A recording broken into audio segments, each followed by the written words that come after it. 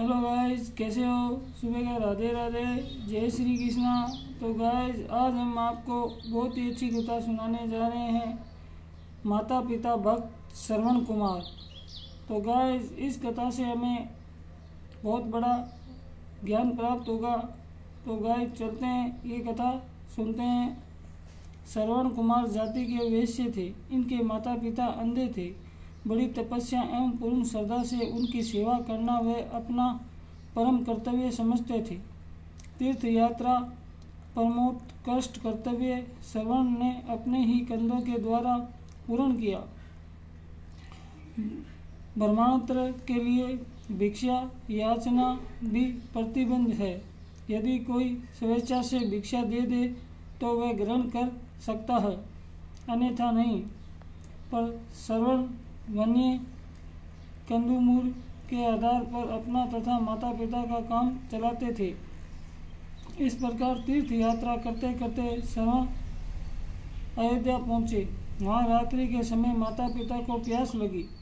श्रवण अपनी टुंबी लेकर सरयू तट पर गए। धर्म असम्मत कार्य से धार्मिक करते भी पाप में हो जाता है। शास्त्र प्रतिपादित नियमानुसार युद्ध को छोड़कर अन्यथा कहीं भी हाथी को मारना पाप है। दूसरी मर्यादा ये भी है कि केवल अनुमानित कार्य अकार्य है। महाराज दशरथ आखेट के लिए निकले थे। अयोध्या के समीप वनों में उन दिनों जंगली हाथी रहते थे। श्रवण ने पानी में अपना तुम्बा डुबाया, तब उनसे जो शब्द हुआ उससे महाराज दशरथ ने अनुमान किया कि कोई हाथी पानी पी रहा है। अनुमान पर ही उन्होंने शब्द वेदी बाण शब्दों के आधार पर चला दिया। बाण श्रवण की छाती में लगा। माता पिता भक्त बालक श्रवण चीख मारकर गिर पड़ा और वेदना से कराने लगा। चीख सुनकर दशरथ उसी समय और गए जहाँ भक्त श्रवण पड़ा छटपटा रहा था। वह स्तंभ रह गए। देखा वक्कलधारी कोई बालक है, जल पात्र रिक्त है। श्रवण ने देखकर कहा, महाराज, मैंने तो आपका कोई अपराध नहीं किया था, फिर भी आपने मुझे क्यों मारा?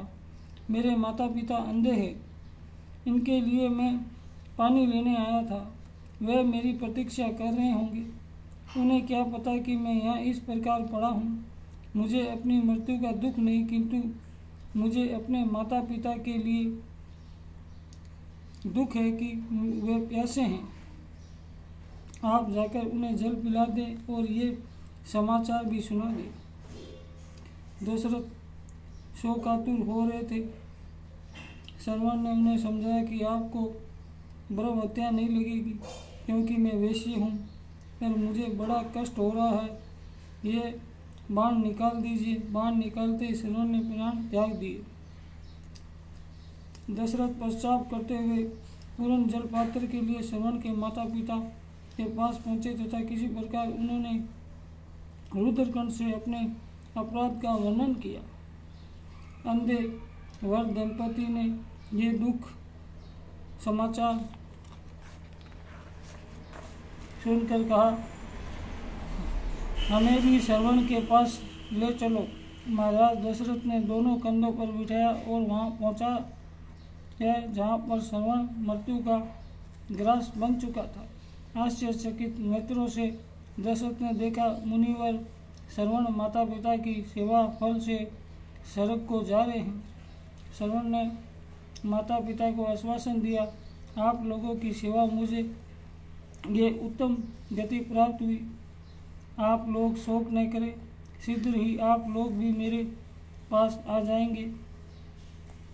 तत्पश्चात उन्होंने श्रवण के अनिर्दिष्ट कर्म की लौकिक रीति संपन्न कर सूर्यों में स्नान किया तथा जलाजली दी। अंतिम समय में उन्होंने दशरथ को श्राप दिया, जिस तरह हम पुत्र शोक में मर रहे हैं, वैसे ही तुम भी पुत्र शोक में मरोगे। वही हुआ। दशरथ श्री राम के वियोग में ही मरे। सच है कि माता पिता के सेवक ही इस प्रकार अपने कुल का गौरव बढ़ाकर सद्गति प्राप्त करते हैं। तो गाइस, इस कथा से हमें ये प्रेरणा मिलती है कि हमें वृद्ध माता पिता की सेवा करनी चाहिए, जिससे हमें भगवान की भक्ति प्राप्त हो। तो गाइस, आज के लिए इतना ही। हमारे चैनल को लाइक करें, सब्सक्राइब करें, वीडियो देखें, कमेंट करें। जय श्री कृष्णा, राधे राधे।